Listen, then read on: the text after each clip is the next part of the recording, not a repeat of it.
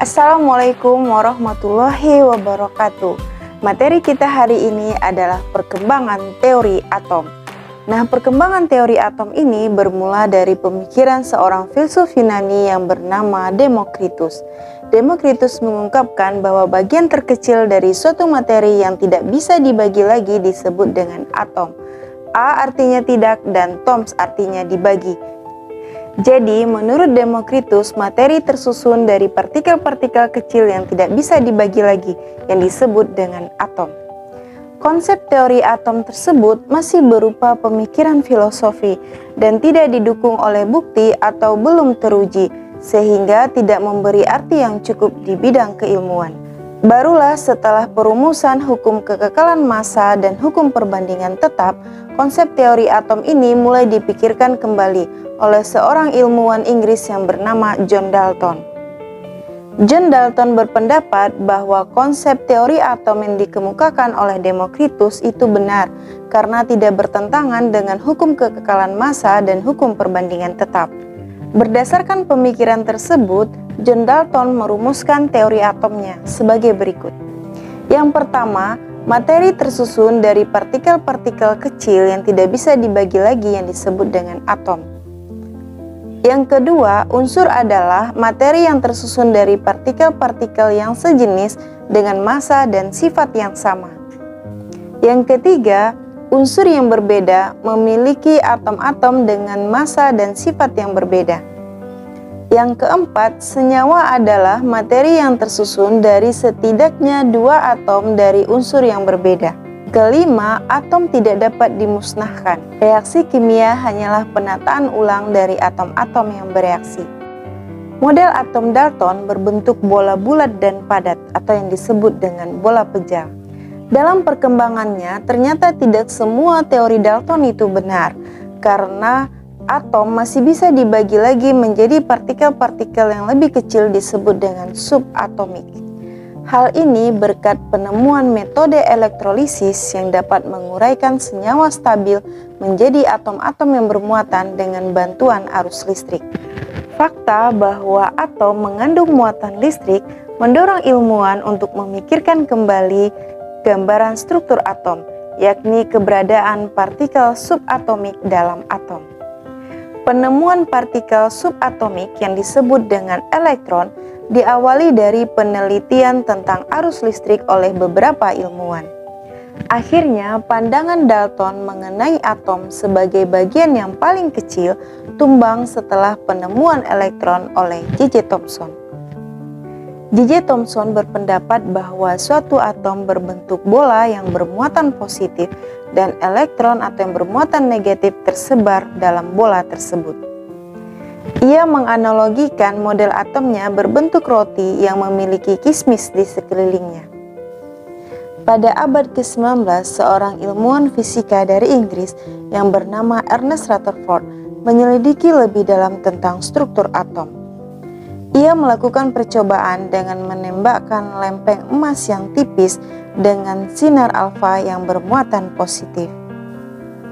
Dari hasil pengamatan menunjukkan bahwa sebagian besar sinar alfa menembus lempeng emas tanpa ada hambatan sama sekali. Sebagian kecil sinar alfa dibelokkan dan sedikit sekali yang dipantulkan kembali. Sinar alfa yang menembus lempeng emas tanpa ada hambatan sama sekali menunjukkan bahwa pada lempeng emas tersebut ada ruang hampa yang tidak bermuatan. Sementara sinar alfa yang menembus lempeng emas dan dibelokkan disebabkan adanya gaya tolak-menolak yang menunjukkan bahwa adanya muatan sejenis antara lempeng emas dan sinar alfa.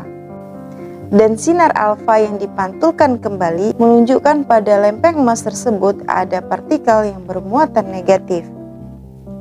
Hasil eksperimen tersebut menggugurkan model atom J.J. Thomson.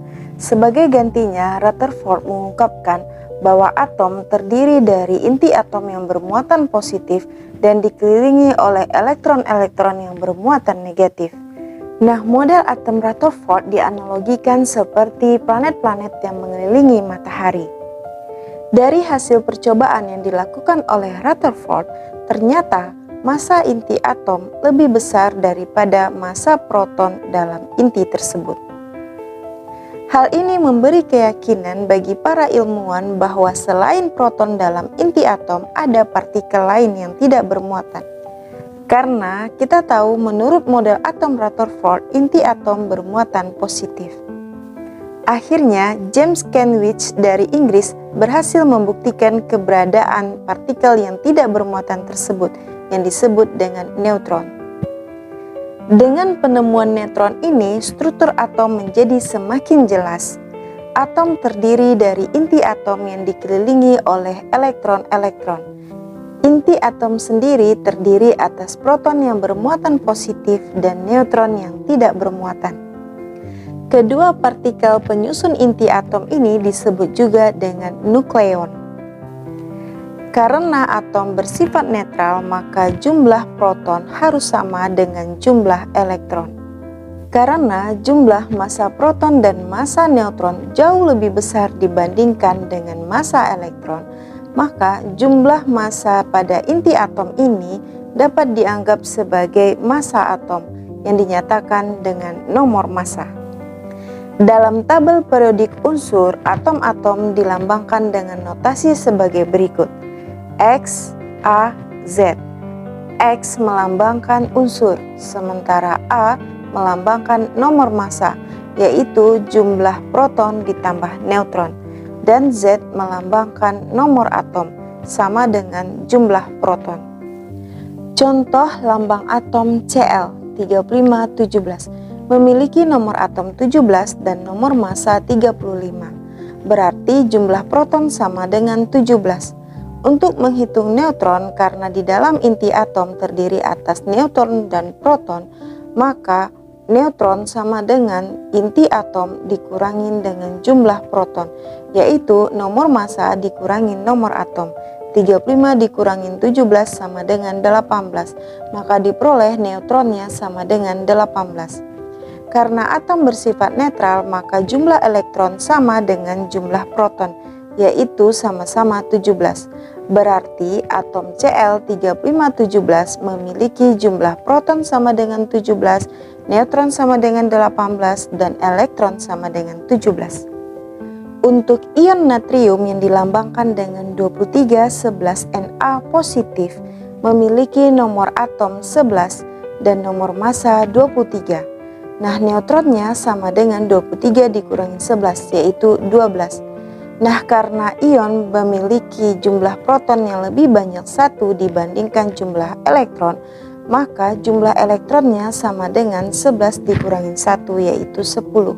Berarti, ion Na positif 2311 memiliki proton sama dengan 11, kemudian elektron sama dengan 10, dan neutron sama dengan 12.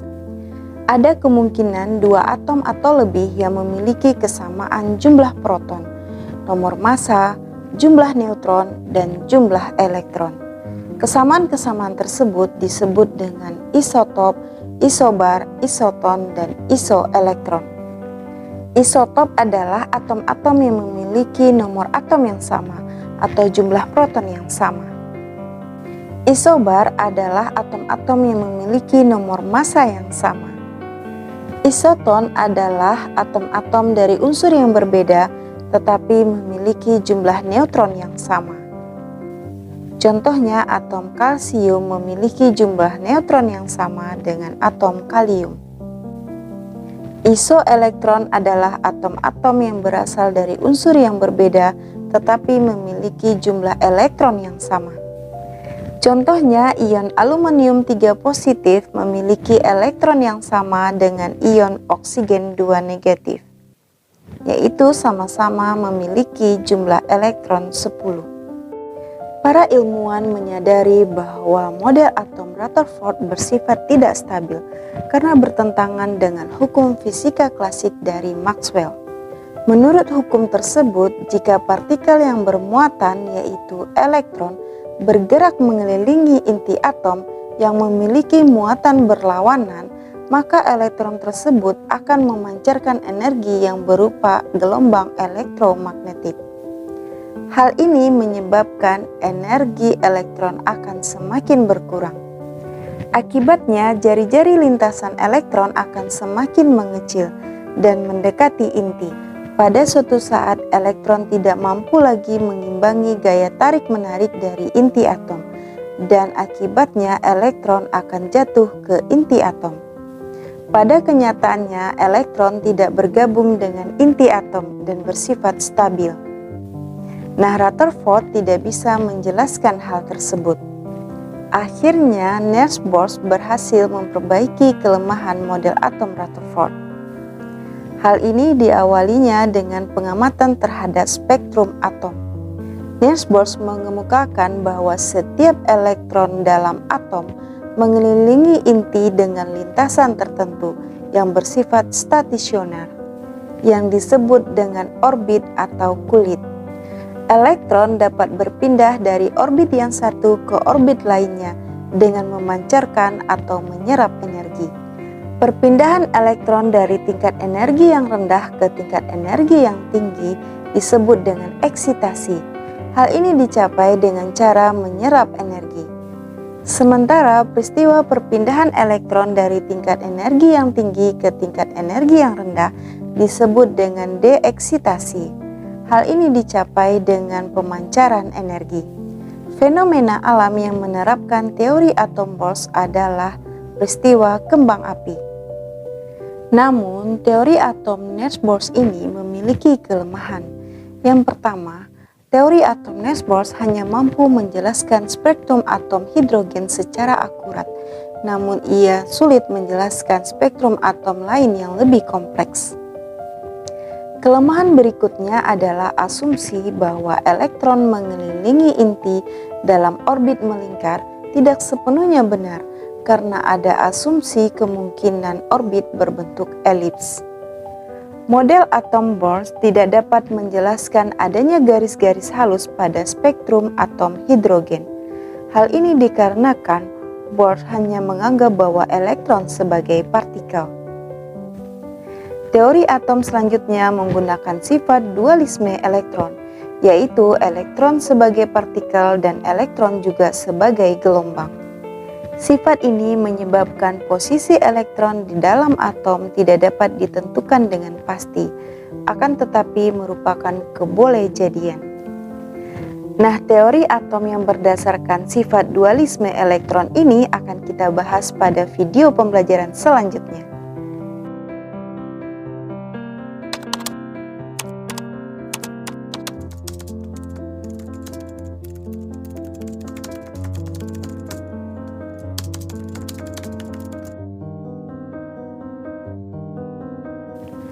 Jika video ini bermanfaat, silahkan like, subscribe, dan sharing ke teman-temannya. Semoga dipermudahkan segala urusannya dalam menggapai cita-cita. Amin, amin ya robbal alamin. Terima kasih. Assalamualaikum warahmatullahi wabarakatuh.